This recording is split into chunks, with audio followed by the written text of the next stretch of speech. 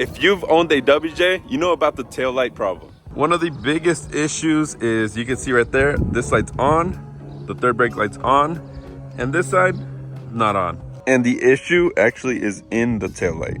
So the issue lies in this piece right here. I went ahead and took out these bulbs. Now, if you look inside these metal tabs, sometimes what happens is they get pushed down. Either, I think with the heat of the bulb, it can warp the plastic over time. And I don't know if you guys can see on that one, the plastic is lifted on here and lowered here. So it's not making good contact with that pin. Now, the easy way to fix this is to pry up that pin and stick a little bit of like plastic underneath it to hold the pin up. That way you get the right contact. But if you look on this piece here, it's warped here and on this side. So it's not making a good contact anywhere. So instead of fixing the pins the easy way, we're gonna fix it the right way. So we got this piece here. I'll have the link for this down below, but here is the part number. This is from Dorman. This replaces this piece here.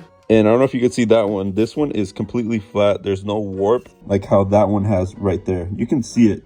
Kind of hard to show on camera, but on this one you can see it's flat, completely flat. Now looking at this piece, there are 4 tabs, and also there's a groove in the middle. This is where it has adhesive. I think it's called butyl. So we're gonna go ahead and use a heat gun to heat up all around and pry up on the tabs to be able to pull this off. The reason I'm doing that is because these taillights are actually pretty decent. I'm gonna go ahead and polish them, but overall they're really red. They're not like sun-dried, so I really like the taillights. I'm gonna go ahead and keep it stock. And if you're gonna be messing with this, you have to get it pretty hot. So I recommend some gloves like Gorilla Grip or something similar to this.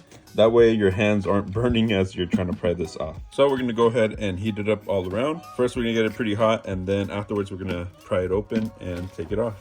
We're using a Porter cable heat gun. And be careful when you're heating it up. You don't wanna warp any of the plastic, so just try to focus on this area. Now, the reason we're heating it up is for the adhesive to get soft so we can pry it up. I'm gonna start from this edge here and continue that way. That way I'm gonna pry up from here, it'll be easier. Right now I can feel it, it's warm, but it's not too hot. I think we need a little bit more heat.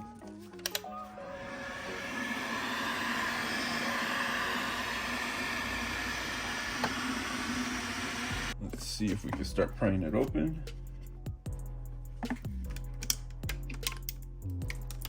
There we go. You see stickies? Try to get those with the screwdriver out, don't go in. Bam, that's it. Now we got this piece off. Oh, and as you can see, there's some water damage as well. So good thing we're replacing this and not doing the easy way of prying up on the pins. So we're gonna compare the new one versus the old one. The pins are the same, all the tabs are the same, and this is the correct part.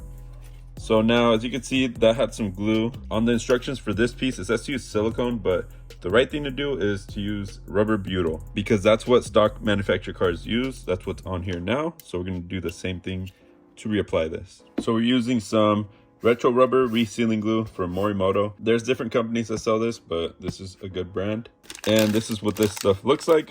So I'm gonna take a little piece, and then you don't have to put the whole big glob on there. I'm gonna stretch it out and put it into the groove here. See, this stuff is stretchy, so I'm gonna make it just enough to fit in the groove. And this is what's gonna make the watertight seal around this piece so you don't get water inside.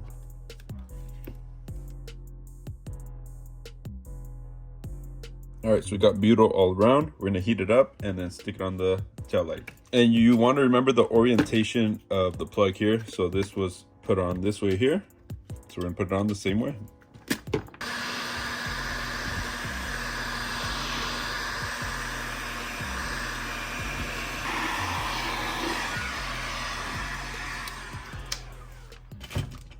Okay, let's take that.